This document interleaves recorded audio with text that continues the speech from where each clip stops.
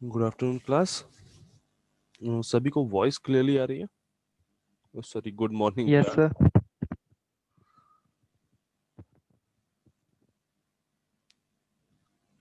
And screen visible है सभी को, right? Yes, sir. Last class में जो पीएन जंक्शन और उसका एनर्जी बैंड डायग्राम हुआ था, उसमें किसी को कोई doubt?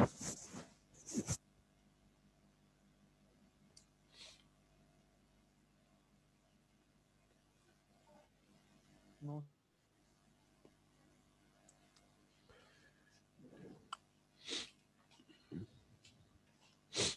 Okay.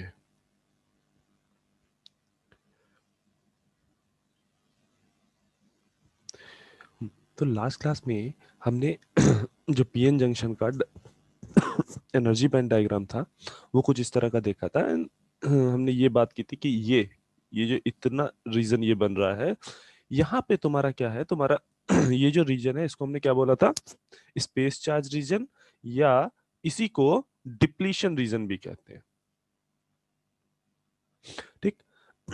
Space charge region basically इसको क्यों बोलते हैं?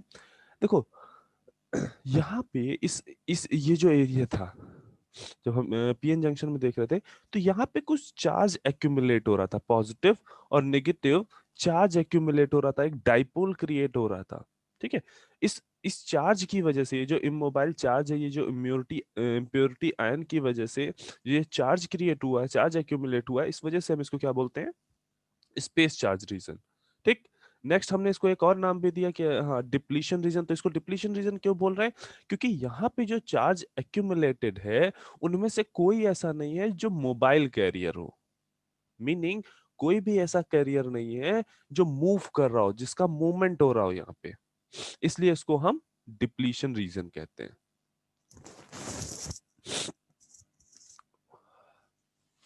Now,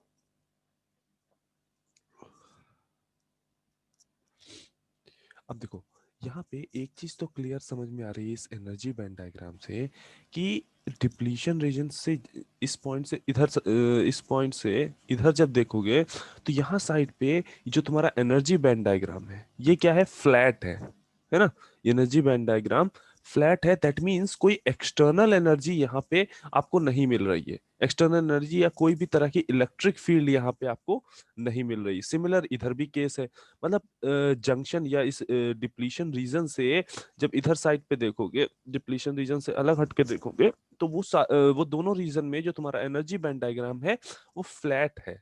दैट मीन्स यहाँ पे कोई भी एनर्जी लाई नहीं कर रही है, कोई भी इलेक्ट्रिक फील्ड यहाँ पे लाई नहीं कर रही है। बट यहाँ पे जो ये डिप्लीशन एरिया है, ये जो डिप्लीशन एरिया में ये जो बेंडिंग दिखाई दे रही है तुमको, ये जो बेंडिंग है, ये बेंडिंग बेसिकली क्यों हुई? क्योंकि यहाँ पे एक इलेक्ट्रिक फील्ड जनरेट हुई है। ये जो बेंडिंग है वो बेसिकली क्यों हुई? क्योंकि यहाँ पे एक इलेक्ट्रिक फील्ड जनरेट हुई। राइट। अब एक कॉन्सेप्ट और देखेंगे। लेट्स से हमारे पास दो पैरेलल प्लेट्स हैं और उनका कनेक्शन हमने एक वोल्टेज सोर्स से किया हुआ है। हमारे पास दो पैरेलल प्लेट थी, उनका जो कनेक्शन था वो हमने ऐसे पैरेलल प्लेट से किया हुआ है, और इस पैरेलल प्लेट को हमने ग्राउंड कर दिया है। लेट्स से ये तुम्हारी ए प्लेट है एंड ये बी प्लेट है। ठीक। यहाँ पे जो हमने इसको वोल्टेज दिया है वो V है ना। अब हमारे पास यहाँ पे एक इलेक्ट्रॉन था जो VI वेलोसिटी से, एक इलेक्ट्रॉन था जो VI वेलोसिटी से from A to B move करना चाह रहा था। मतलब जो हमारा इलेक्ट्रॉन है वो from A to B move कर रहा है। राइट। और सेटअप हमने क्या किया है? ए ए ए प्लेट जो है उसको हमने ग्राउंड कर दिया है। बी प्लेट हमारी जो है वो नॉर्मली इस वोल्टेज सोर्स से कनेक्टेड है। ठीक। तो अब हमें ये तो क्लियरली दिख रहा है कि अगर हम पॉइंट प्लेट ए पे देखेंगे तो पोटेंशियल कितना होगा? 0 वोल्ट। और पॉइंट बी पे देखेंगे या प्लेट बी पे देखेंगे तो हमें पोटेंशियल कितना मिल रहा होगा, -v। अगर इसी को हम एक ग्राफ से बनाए, अगर हम इसको एक ग्राफ में बनाए तो ये अगर पॉइंट ए है, मतलब डिस्टेंस वर्सेस वोल्टेज का अगर हम ग्राफ ड्रॉ करने की कोशिश करें तो पॉइंट ए पे तुम्हारा वोल्टेज कितना है, 0, एंड पॉइंट बी पे तुम्हारा वोल्टेज कितना है, -v। तो वो कुछ ऐसा बन रहा होगा ग्राफ। इस पॉइंट पे तुम्हारा वोल्टेज कितना है, -v। ठीक, इन जनरल हमने वोल्टेज वर्सेस डिस्टेंस ड्रॉ किया ना। अब अगर अगर हमें ये फाइंड आउट करना हो कि हमारे इलेक्ट्रॉन के पास काइनेटिक एनर्जी कितनी है, हमारे इलेक्ट्रॉन के पास काइनेटिक एनर्जी कितनी है, तो वो कितनी होगी, हाफ mv² ये कहां पे होगी, जब पॉइंट ए पे वो होगा या पॉइंट ए से थोड़ा सा आगे होगा, तब ये एनर्जी उसके पास होगी, राइट। अच्छा, और उस टाइम पे इलेक्ट्रॉन के पास पोटेंशियल एनर्जी कितनी होगी, तो potential energy is equal to होता है जिस चार्ज की आप बात कर रहे हैं और उसके ऊपर जो वोल्टेज अप्लाई हो रहा है।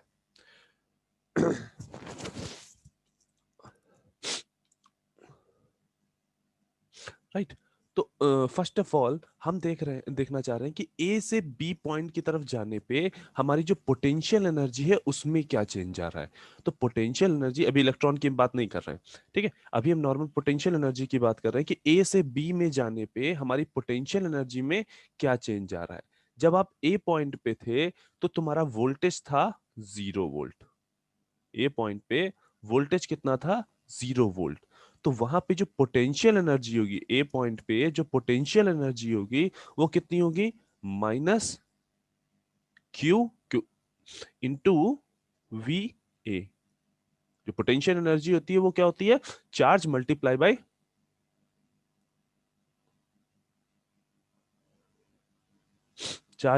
Bye voltage, right.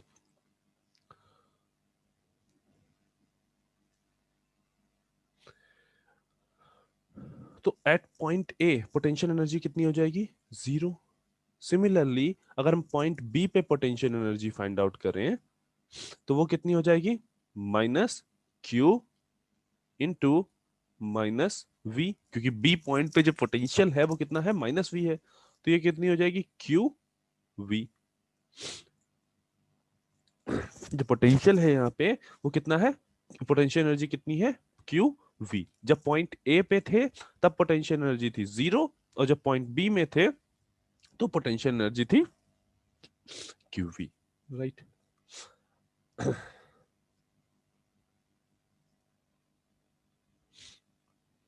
नो,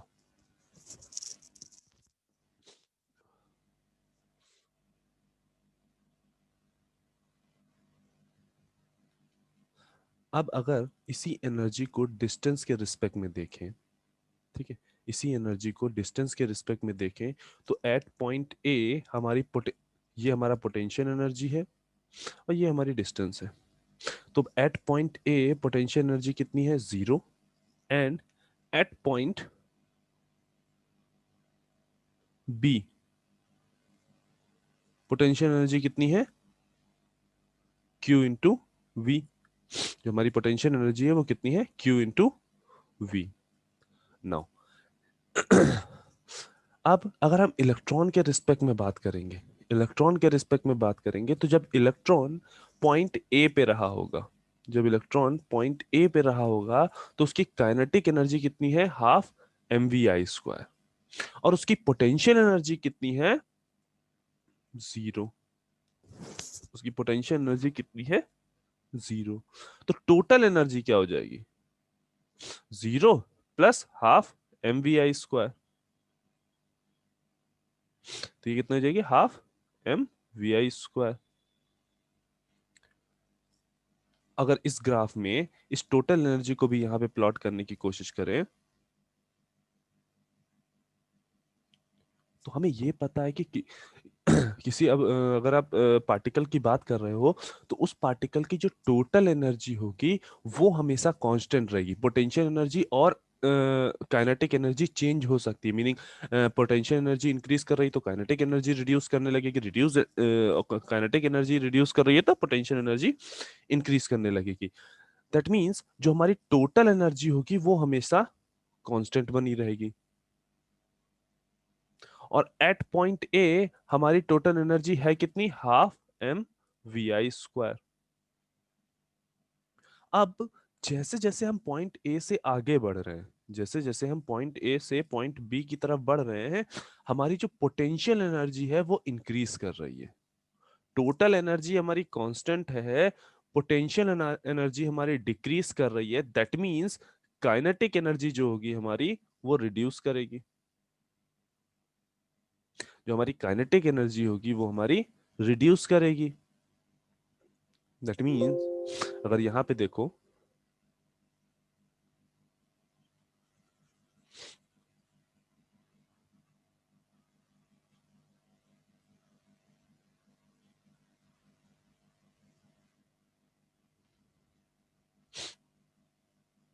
जब पॉइंट बी पे हम आ जाएंगे तो पॉइंट बी में क्या हो रहा होगा, पॉइंट बी पे हमारी पोटेंशियल एनर्जी कितनी हो गई, क्यू वी। ठीक, हमारी पोटेंशियल एनर्जी इंक्रीज की है तो काइनेटिक एनर्जी हमारी क्या हो रही होगी, रिड्यूस हो रही होगी। जैसे जैसे हम ए से बी की ओर जा रहे होंगे, फ्रॉम ए टू बी जैसे जैसे जा रहे होंगे, हमारी जो काइनेटिक एनर्जी होगी वो रिड्यूस हो रही होगी और हमारी पोटेंशियल एनर्जी क्या है, इंक्रीज हो रही है। ठीक, हम ये किसके रिस्पेक्ट में बात कर रहे हैं अभी, इलेक्ट्रॉन के रिस्पेक्ट में। अच्छा, काइनेटिक एनर्जी अगर रिड्यूस हो रही है इसका मतलब क्या है, काइनेटिक एनर्जी रिड्यूस हो रही है मतलब तुम्हारा जो ये वेलोसिटी, इलेक्ट्रॉन जो इस वी आई वेलोसिटी से जा रहा था वो अब क्या होगा वो वेलोसिटी क्या हो रही है, डिक्रीज करती जा रही है, उसका रिटार्डेशन हो रहा है, जो तुम्हारा इलेक्ट्रॉन है उसका रिटार्डेशन हो रहा है। ठीक, पहले half M V I square से उसने चलना स्टार्ट किया, एक वी आई वेलोसिटी से चलना स्टार्ट किया, अब ये वेलोसिटी धीरे धीरे रिड्यूस हो रही है। ठीक,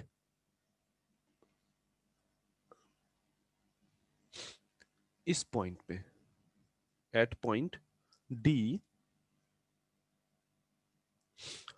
जो तुम्हारी टोटल एनर्जी है और जो तुम्हारी पोटेंशियल एनर्जी है वो दोनों सेम है। मीनिंग जो एट पॉइंट, अगर हम इसको डी कहें, अगर ये पॉइंट डी पे देखो तो इस पॉइंट डी पे जो तुम्हारी पॉइंट डी पे जो तुम्हारी पोटेंशियल एनर्जी है वो कितनी है, लेट्स से कुछ क्यू वी वन है।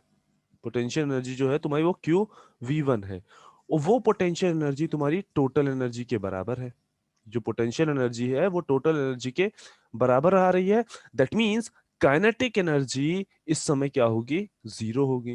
एट पॉइंट डी जो काइनेटिक एनर्जी है वो तुम्हारी क्या होगी, जीरो होगी। ठीक, मीनिंग तुम्हारा जो इलेक्ट्रॉन यहां से मूव करना स्टार्ट किया होगा वो बी पॉइंट पे पहुंचने से पहले ही कहीं पे बीच में कहीं पे उसकी वेलोसिटी जो होगी वो जीरो हो चुकी होगी। बी पॉइंट पहुंचने से पहले ही उसकी जो वेलोसिटी होगी वो क्या होगी, जीरो हो चुकी होगी। और उससे आगे जब और ऊपर जा रहे होगे, मतलब इससे आगे बढ़ रहे होगे, तो क्या होगा, उसकी वेलोसिटी में रिडक्शन होगा, क्योंकि जो पोटेंशियल एनर्जी है वो और ज्यादा बढ़ रही है। दैट मीन्स उसकी जो वेलोसिटी होगी वो नेगेटिव वेलोसिटी आ जाएगी, जो काइनेटिक एनर्जी होगी वो नेगेटिव में चली जाएगी, क्योंकि टोटल एनर्जी तुम्हारी कांस्टेंट है। राइट, तो यहां हमें क्या समझ में आ रहा है कि देखो, इलेक्ट्रॉन के केस में जब हम ए से बी पॉइंट में जा रहे हैं, इलेक्ट्रॉन के केस में जब हम ए से बी पॉइंट में जा रहे हैं तो तुम्हारी एनर्जी क्या हो रही है, इंक्रीज कर रही है। जो तुम्हारी इलेक्ट्रॉन की पोटेंशियल एनर्जी है वो क्या हो रही है, इंक्रीज हो रही है। अगर हम पॉइंट ए से बी की तरफ जा रहे हैं तो इलेक्ट्रॉन की जो पोटेंशियल एनर्जी है वो क्या हो रही है, इंक्रीज हो रही है। राइट, और उस पोटेंशियल एनर्जी की इंक्रीज होने की वजह से इलेक्ट्रॉन का मूवमेंट नहीं हो पा रहा है। ए टू बी तुम्हारी काइनेटिक एनर्जी जीरो हो जा रही है बी पहुंचने से पहले, और और हो क्या रहा है, उसकी जो वेलोसिटी है इलेक्ट्रॉन की वो जीरो हो जा रही है। दैट मीन्स अगर हम ये कहें कि जब इलेक्ट्रॉन के केस में अगर एनर्जी इंक्रीज हो रही है, एनर्जी इंक्रीज हो रही है, फ्रॉम ए टू बी अगर पोटेंशियल एनर्जी इंक्रीज हो रही है, दैट मीन्स जो इंक्रीजिंग एनर्जी है, ये इलेक्ट्रॉन के लिए बैरियर का काम कर रही है। ये जो इंक्रीजिंग पोटेंशियल एनर्जी है, ये इलेक्ट्रॉन के केस में बैरियर का काम कर रही है। ठीक, सिमिलर केस अगर हम होल्स होल्स के लिए देखें,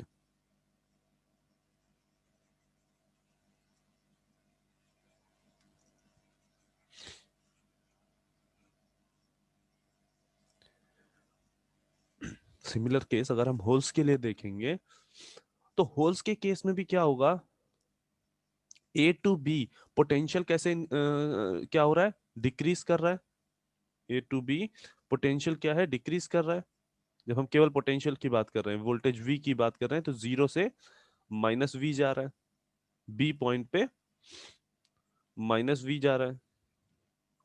एंड जब पोटेंशियल एनर्जी ऑफ होल्स की बात करोगे, होल्स की जब पोटेंशियल एनर्जी की बात करोगे, तो at point A potential energy at A वो कितनी होगी, जीरो होगी। ठीक, Q इंटू जीरो। और पोटेंशियल एनर्जी एट बी वो कितनी होगी, Q इंटू माइनस वी। तो यह क्या आ जाएगा, माइनस क्यू वी। नाउ अब अगर ये देखो कि ये ग्राफ जो हमने अभी इलेक्ट्रॉन के लिए बनाया था, सेम ग्राफ अगर हम होल्स के लिए बनाने की कोशिश करते, अगर यही ग्राफ हम होल्स के लिए बनाते, तो होल्स में क्या हो रहा है, ए टू बी जाने पे जो एनर्जी है वो डिक्रीज कर रही है। ए टू बी जाने में जो एनर्जी है तुम्हारी वो डिक्रीज कर रही है। ये कुछ क्या है, माइनस क्यू वी। ठीक, एट पॉइंट ए यहां पे भी जो वेलोसिटी होगी वही हाफ एम वी स्क्वायर होगी। एट पॉइंट ए जो वेलोसिटी होगी वी आई होगी, और उसकी जो काइनेटिक एनर्जी होगी होल की, वो कितनी होगी, half M V I square. तो एट पॉइंट ए जो पोटेंशियल एनर्जी है वो जीरो है, kinetic energy half M V I square है। दैट मीन्स जो टोटल एनर्जी होगी वो किसके बराबर होगी, half M V I square के, एट पॉइंट ए पे। और वो हमेशा कांस्टेंट रहेगी, half M V I square के ही बराबर रहेगी। ठीक, अब यहां देखो, ए से जब बी की ओर बढ़ रहे हो, ए से जब बी की ओर जा रहे हो, तो पोटेंशियल एनर्जी क्या हो रही है तुम्हारी, डिक्रीज हो रही है। ए टू बी जाने में जो पोटेंशियल एनर्जी है वो क्या हो रही है, डिक्रीज हो रही है। राइट, अब जब पोटेंशियल एनर्जी डिक्रीज हो रही है, दैट मींस क्या है, जो काइनेटिक एनर्जी है वो इंक्रीज हो रही होगी। ए टू बी जाने पे पोटेंशियल एनर्जी जो है वो रिड्यूस हो रही है, दैट मींस काइनेटिक एनर्जी क्या हो रही होगी, इंक्रीज हो रही होगी। दैट मींस कि यहाँ पे अगर इस सेटअप में हमने यहाँ पे होल को रखा होता, और वो होल वी आई वेलोसिटी से चलना स्टार्ट किया होता, तो ये कंफर्म था कि वो ए से बी तक पहुंच जाता। जो तुम्हारा होल था वो ए से बी तक पहुंच जाता। ठीक है, तो हमें क्या समझना है कि जो इंक्रीजिंग पोटेंशियल एनर्जी है, इंक्रीजिंग पोटेंशियल एनर्जी इलेक्ट्रॉन के लिए बैरियर का काम करती है। इंक्रीजिंग पोटेंशियल एनर्जी तुम्हारे इलेक्ट्रॉन के लिए बैरियर्स का काम करती है। नो, अब यहां देखो, इस एनर्जी बैंड डायग्राम में देखो, जो तुम्हारा ये तुम्हारा क्या था, एन साइड था, और ये तुम्हारा पी साइड था। जब एन साइड वाले जो इलेक्ट्रॉन होंगे एन साइड से पी साइड जाने की कोशिश अगर करें, जो एन साइड के इलेक्ट्रॉन हैं वो जब एन साइड से अगर पी साइड जाने की कोशिश करें, तो इनके लिए क्या हो रहा है, देखो यहाँ पे जब ये इस ईसी लेवल पे थे, ईसी का लेवल यहाँ पे था, और जब यहाँ पे देख रहे हैं तो इनके लिए जो पोटेंशियल एनर्जी है वो क्या हो रही है, इंक्रीज कर रही है। जो इस ये एनर्जी लेवल है वो क्या हो रहा है, इंक्रीज हो रहा है। दैट मीन्स ये जो डिप्लीशन रीजन है वो इलेक्ट्रॉन जो एन रीजन से पी रीजन जाना चाह रहे हैं, उनके लिए क्या है, बैरियर का काम कर रही है। उनके लिए ये क्या कर रहा है, बैरियर का काम कर रहा है। सिमिलरली जो होल्स जो पी रीजन से एन रीजन में आने की कोशिश करेंगे, उनके लिए ये जो ये जो डिप्लीशन रीजन है वो बैरियर का काम करेगा। जो तुम्हारे तो यहां हमें क्या समझना है कि जो ये वाली जो बैरियर की हम बात कर रहे थे, ये जो बीच में डिप्लीशन रीजन जनरेट हुआ है, ये डिप्लीशन रीजन मेजो एन से पी तक, एन टू पी इलेक्ट्रॉन को जाने नहीं दे रहा है। इलेक्ट्रॉन का movement N to P stop कर रहा है, ब्लॉक कर रहा है, बैरियर की तरह काम कर रहा है। Similarly P to N holes को मूव नहीं करने दे रहा है, होल्स का मूवमेंट इधर की ओर नहीं करने दे रहा है, नहीं होने दे रहा है, और इलेक्ट्रॉन का मूवमेंट एन टू पी नहीं होने दे रहा है। यही हमने लास्ट क्लास में भी देखा था कि ये जो इलेक्ट्रिक फील्ड जो जनरेट होगी, ये क्या करेगी, इस डिफ्यूजन को रोकेगी। वो डिफ्यूजन जो होल का डिफ्यूजन पी से एन की तरफ जा रहा था, और इलेक्ट्रॉन की डिफ्यूजन जो एन से पी की तरफ आ रहा था, उसको नहीं होने देगी। उसके लिए ये बैरियर का काम करेगी, राइट।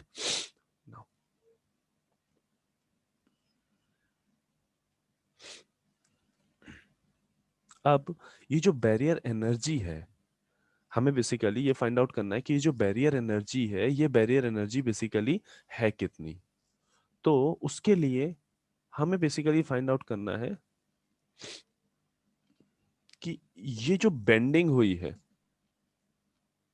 ये जो बेंडिंग हुई है, ये बेंडिंग बेसिकली कितनी है।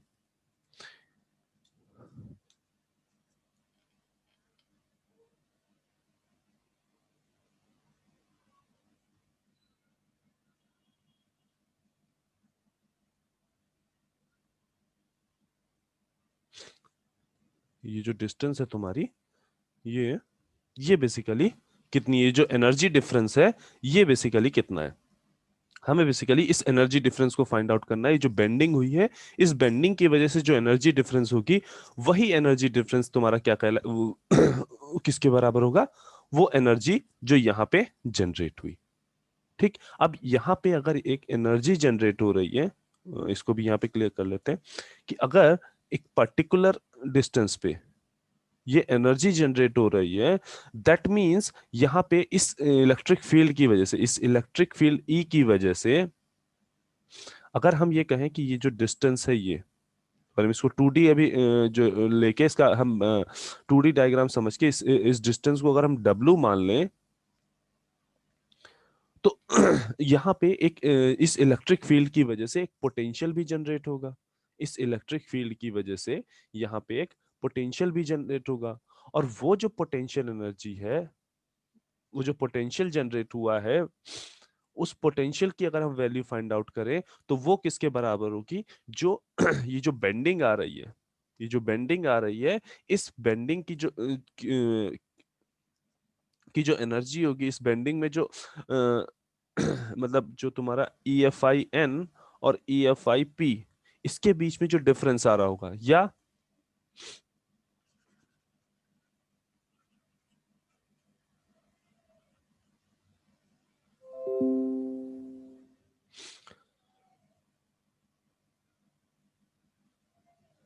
ये जो एनर्जी डिफरेंस आ रहा होगा, जो कंडक्शन बैंड और पी और कंडक्शन बैंड ऑफ एन में जो ये एनर्जी डिफरेंस आया, ठीक, ये एनर्जी डिफरेंस बेसिकली क्या कहलाएगा, तुम्हारा QVBI। मीनिंग ये एक पोटेंशियल एनर्जी में जो डिफरेंस आ रहा है, हम उस पोटेंशियल एनर्जी में डिफरेंस को बेसिकली फाइंड आउट करना चाह रहे हैं, और उस पोटेंशियल एनर्जी की वजह से यहाँ पे एक बिल्ट इन पोटेंशियल जनरेट होगा। हम उस बिल्ट इन पोटेंशियल को फाइंड आउट करना चाह रहे हैं, जिस बिल्ट इन पोटेंशियल की वजह से यहाँ पे तुम्हें ये ई इलेक्ट्रिक फील्ड मिल रही थी। जिस बिल्ट इन पोटेंशियल की वजह से तुम्हें यहाँ पे ये ई इलेक्ट्रिक फील्ड मिल रही थी, ये जो डाइपोल तुम्हारा जनरेट हुआ था प्लस और माइनस का, उस डाइपोल की वजह से जिस इलेक्ट्रिक फील्ड ई की बात कर रहे थे, वो इलेक्ट्रिक फील्ड ई बेसिकली तुम्हारी जनरेट क्यों हुई होगी, क्योंकि यहाँ पे एक पोटेंशियल एनर्जी डिफरेंस क्रिएट हुआ है, जो तुम्हारी दोनों कंडक्शन बैंड है, या यहाँ पे ये एनर्जी डिफरेंस जो है,